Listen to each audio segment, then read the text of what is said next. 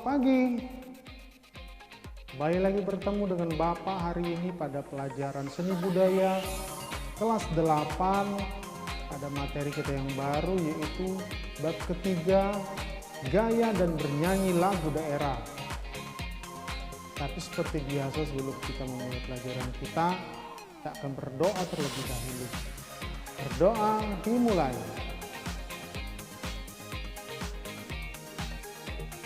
Berdoa selesai. Baiklah anak-anak, kita akan langsung saja masuk ke materi kita yang ketiga ini, yaitu gaya dan bernyanyi lagu daerah. Setelah kita mempelajari bab 1 dan bab kedua tentang seni rupa, pada bab ketiga ini kita masuk ke materi tentang seni musik, yaitu tadi bab ketiga, gaya dan bernyanyi lagu daerah. Tanpa panjang lebar, langsung saja Bapak akan menjelaskan tentang materi gaya dan bernyanyi lagu daerah. Baiklah anak-anak, kita langsung saja masuk ke materi kita seni budaya kelas 8 pada bab ketiga, yaitu gaya dan bernyanyi lagu daerah. Adapun tujuan pembelajaran ini yaitu siswa diharapkan mampu untuk 1. Mengidentifikasi keunikan lagu daerah Indonesia, 2. Membandingkan keunikan lagu daerah Indonesia, 3. Mengidentifikasi fungsi musik tradisi Indonesia, 4. Membandingkan fungsi musik tradisi dan fungsi musik modern, yang kelima, melakukan teknik dan gaya bernyanyi secara tradisi, keenam, bernyanyi lagu daerah secara unisono, dan yang terakhir, yang ketujuh, mengkomunikasikan teknik dan gaya bernyanyi lagu daerah secara unisono, baik secara lisan maupun tulisan. Nah, ini adalah tujuan dari pembelajaran tentang gaya dan bernyanyi lagu daerah.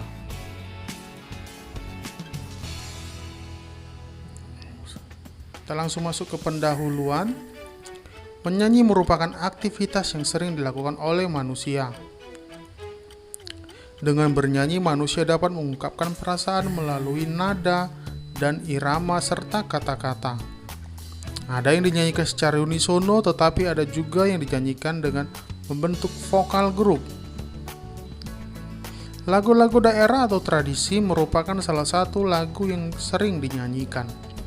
Lagu daerah adalah lagu yang diciptakan dan berasal dari suatu daerah tertentu dan menjadi populer. Lagu daerah memiliki ciri-ciri. Yang pertama, menggunakan bahasa daerah setempat. Yang kedua, diwariskan secara turun-temurun. Dan yang ketiga, pada umumnya tidak diketahui penciptanya atau anonim. Itu adalah sekedar pendahuluan sebelum kita masuk materi. Jadi, anak-anak harus tahu apa itu lagu daerah dan apa itu ciri-ciri lagu daerah.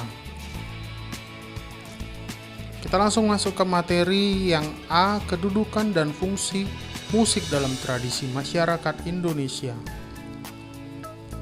Secara umum, musik berfungsi sebagai media rekreatif atau hiburan untuk menanggalkan segala macam kepenatan dan keletihan dalam aktivitas sosial budaya sehari-hari.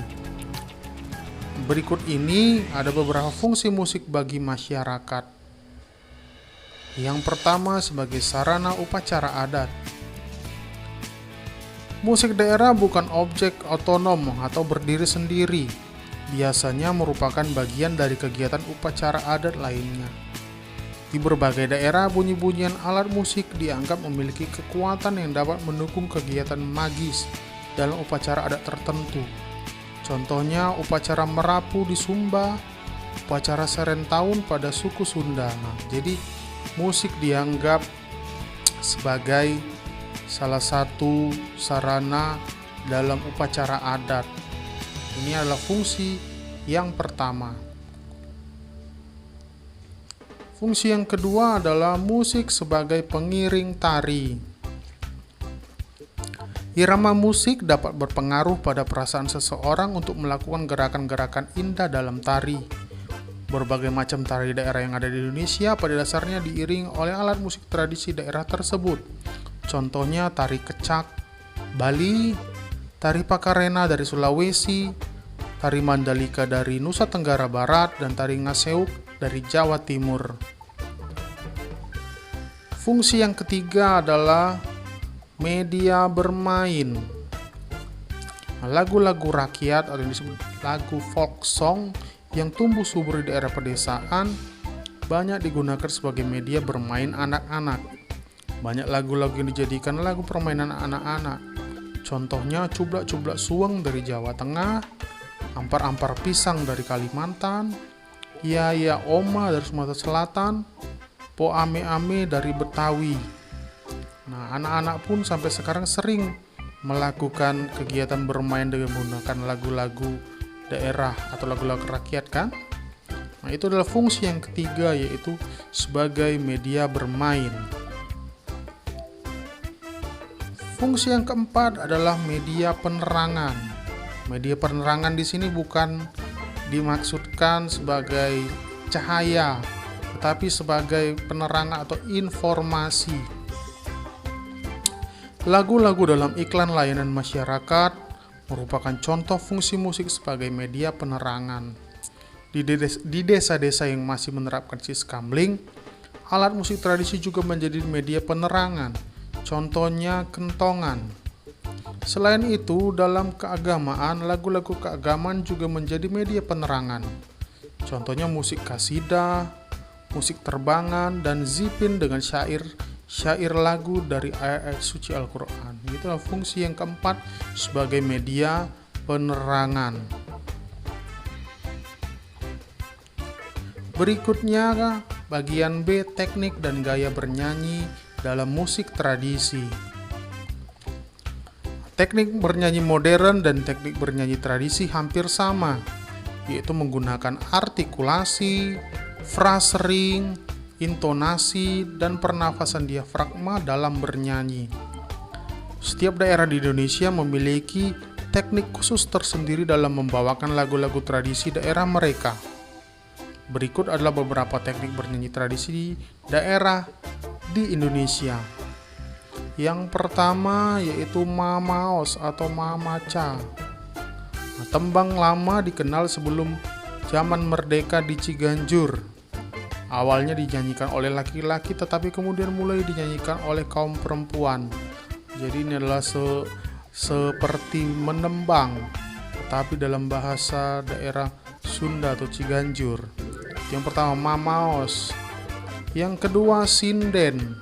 Sinden ini berasal dari daerah Jawa dan Bali, yaitu penyanyi perempuan yang bernyanyi mengiringi gamelan. Yang ketiga pepongoten dari Aceh, yaitu Aceh Gayo.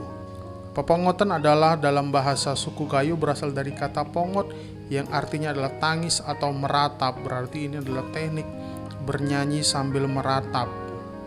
Kemudian yang keempat madihin dari Kalimantan. Madihin adalah kesenian tradisional masyarakat Banjar, Provinsi Kalimantan Selatan. Madihin dapat digolongkan kepada jenis sastra lama yang berbentuk puisi atau pantun. Jadi lirik-lirik lagunya berbentuk puisi ataupun pantun. Nah, ini adalah contoh atau 4 contoh gaya bernyanyi dalam musik tradisi.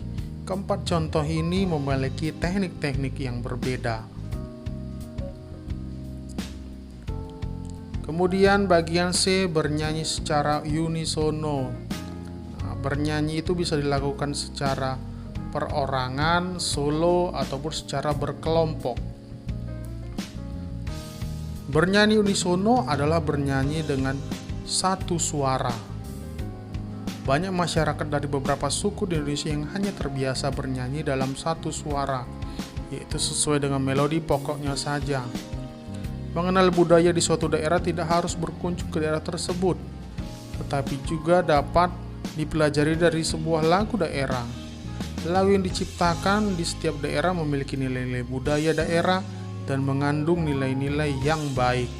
Jadi bernyanyi unisono adalah bernyanyi dengan satu suara, tetapi bukan seorang diri atau perseorangan, tetapi dengan beberapa orang di dalamnya. Jadi ini diperlukan suatu kekompakan antara satu dengan yang lain sehingga terjadi harmoni, sehingga suara atau lagu yang dinyanyikan itu enak didengar.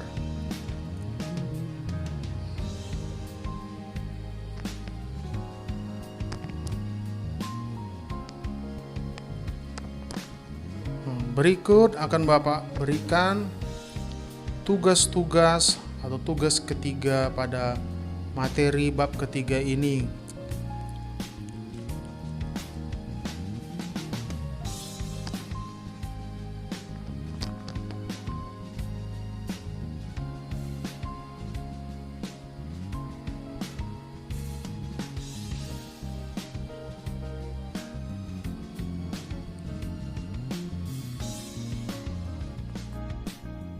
Baiklah, kita sudah sampai pada materi yang terakhir ataupun akhir dari pelajaran kita hari ini.